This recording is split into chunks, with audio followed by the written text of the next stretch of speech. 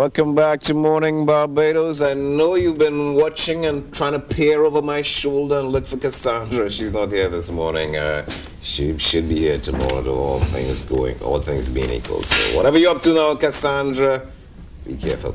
All right, so we're going to get into a discussion or continue that discussion that we've been having in recent times about renewable energy and how you can do that yourself. I know Katrina has been trying very hard. She's been standing outside with foil, but where she's been working on her child, haven't you? I don't know about that. I have had some time to think about the whole concept of renewable energy. I do find myself running around unplugging things and putting things in surge protectors and turning them off. And I've been walking through appliance stores and looking at top-loading versus front-loading dryers. We spoke about that because one of them is more LED TVs. LED TVs are, you know, one of the not quite. Colin caught me on that one. But yeah, I mean, I've been thinking about what's energy hungry and what's not, and I've also been peering very carefully at my electricity bill. I don't look at it. Sigh. I don't even look at it. Sigh. But anyway, let's talk to some guys who would have all the information. In fact, we welcome back Marlon Husbands, who is our energy consultant, who's been here before. We still ignore the hard questions and keeps coming back. He's a trooper. Welcome back, Marlon. And he's brought with him Dino Barrow. Yes, sir. Hello, Dino. How you doing? Good morning. Welcome. He's installer of panels. You're photovoltaic trained, right? Yes, I am. So you can tell us if it's going to be how many we need and all that sort of thing. But let's get into the discussion, Marlon. Welcome back. So let's first of all talk about what we're going to sit down and do as a householder and sort of do an audit, you know, look around the house like Katrina was doing, seeing where energy is being hogged up and that sort of thing, and then decide whether we're going to go the $50,000 investment or we're going to start small. Yeah. What should we do first? Well, actually, I think that Dino may be the correct person. Let's get Dino jumping at the deep end. No problem, no problem. Basically, when you're trying to decide whether or not you want to implement one of these systems, of course, you take a look at your energy bill. Based on those... Do we have to? Can we not just look away and pay? No, you have to. Basically, the numbers from your energy bill would dictate what size system you would require. And like I said, it may say, okay, well, you know, I required a 3 kilowatt system, which may say I need 16 panels, okay? And I would relay that information to the customer. But of course, then I have to do a site survey because really and truly what's going to dictate how many panels we do get up there is the size of your roof. We like to put the panels on the south-facing roof. The reason for that is because we're located 13 degrees above the equator in the northern hemisphere, and basically... The sun is going down below us. Yes, correct. There you go.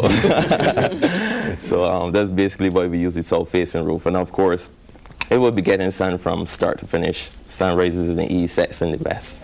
So like I said, if it's a case whereby we look at your energy bill and say, well, I require 16 panels, and then I come out, and you know, your roof is going to say, well, you know, I can only handle 10.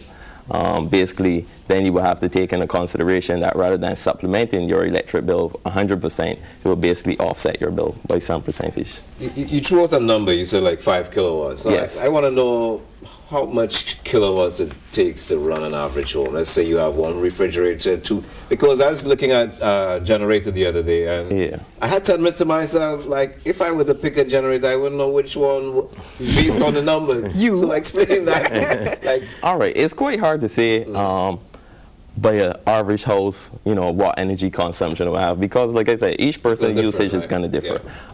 What I can tell you is if you say, well, okay, my energy bill is around $500 a month, of course I would say, well, right off the bat you would require a 5 kilowatt system, which would generate roughly around 750 kilowatt hours every month. So if you look at your energy bill and you say you're in that area, you would say, okay, well, I definitely need a 5 kilowatt system. And another question that came out from what you were saying is, if it needs 16 panels to push 5 kilowatts, you can't make it work with 10. Is that no, it can't make it work with 10 unless technology increases whereby, you know, you could get more output out of the panels where you will require less. Super panels, that's correct. You know, we have we've surged ahead with this conversation about renewable energy, but there are still some people who are set in a certain mindset. Are there any myths that you'd like to debunk? I always heard older people in my household say the more you turn on and off the lights, the faster the meter spins. You're better off leaving the light switch on.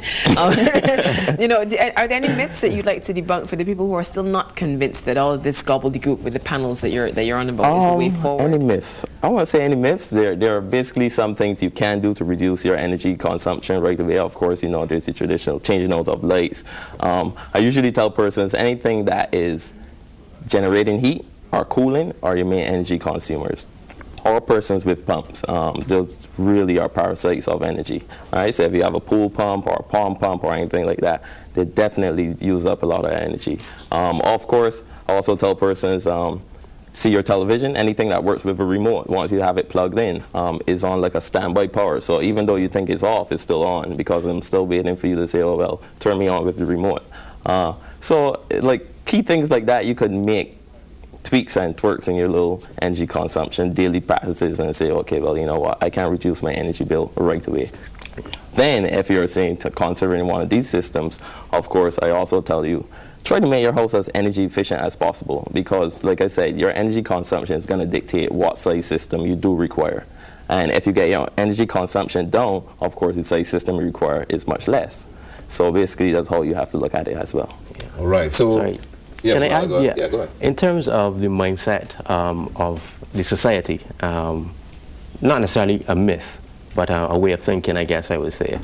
I try to tell people or point out the fact that the use of solar in Barbados is nothing new. We are world leaders in solar thermal technology, and actually the International Energy Agency published a report, and in 2009 we were ranked 3rd in the world in terms of market penetration. So in terms of households versus how many people carry solar water heaters, we were 3rd. We are outdoing global leaders. So if we can have that kind of success in solar heating, we should be able to duplicate that and have great success in PV. All right, but when I look at houses, when I drive around, the panels up there look pretty large just to power your hot water, which you're probably just going to use a few times. I'm seeing something. Is this a smaller scale, or the panels that are going on our houses going to be equally large as the solar panels? Yes, basically they would be. A normal size of a panel that you would utilize in a residential or commercial installation is basically 5.5 feet by 3 1/3 feet, which is roughly around 18 square feet. So, like I said, if you were to put up a 5 kilowatt system, on average, you would probably need like 500 square feet of roof.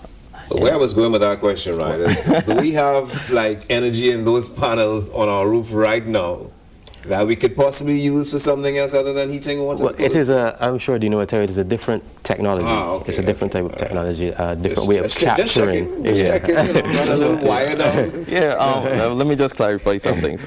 Some persons automatically think, oh, Barbados is hot, and you know, solar energy should work no matter what. Granted, solar water heater uses the heat of the sun, but the solar photovoltaic panels just use the light of the sun. So I normally tell people, you know, if you're in New York or up in the U.S., anywhere or in some cold climate, right, and the sun is still out, your photovoltaic panels will still work. But your solar water heater will remain cold no matter what. So it's just the light of the sun that we're utilizing. Different technology, that's correct. All right. Well, we're going to take a very short break and continue with how to do an energy audit of your home. We're chatting with our energy consultant, Marlon Husbands, and he's brought with him a photovoltaic trained consultant, Dino Barrow. We'll be right back to talk about renewable energy here on Morning Barbados. Don't go away.